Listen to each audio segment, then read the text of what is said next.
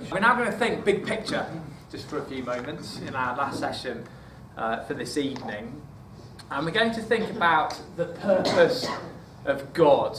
Okay, so whilst it's important in reading the Bible effectively to look at the detail, it's also important not to lose sight of the overall picture that the Bible is presenting to us. Now, we set you a bit of a challenge earlier on in the seminars to start reading your Bibles and to read the book of Genesis, because that sets the foundation of the rest of the Bible. And if you've been doing that, you may have got to Genesis chapter 5. So let's go back to Genesis chapter 5, and you'll see a huge long list of names. So you'll see generation after generation after generation after generation. You might have found it quite hard reading because there's some pretty challenging names in that section.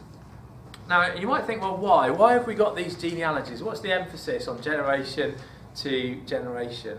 Well, let's go over to the time of Noah. Let's go to Genesis chapter 9, because in the time of Noah, the world was very wicked, and God said that it had grieved him to create man, and he said he was going to destroy the earth.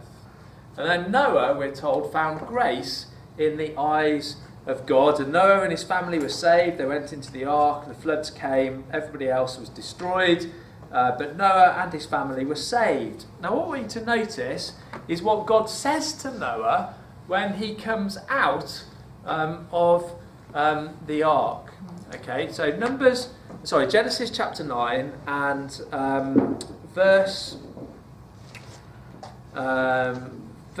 9 says, "And I will establish my covenant with you and your seed after you, and with you every living creature that is with you, of the fowl of the cattle and every beast of the earth, from all that are in the earth to every beast of the earth." Okay, so God establishes the covenant, and he said to him in verse 7, "And you, be ye fruitful and multiply, bring forth abundantly in the earth and multiply therein." Okay, so Noah's told to be fruitful, his family to go and have lots of children and to fill the earth again.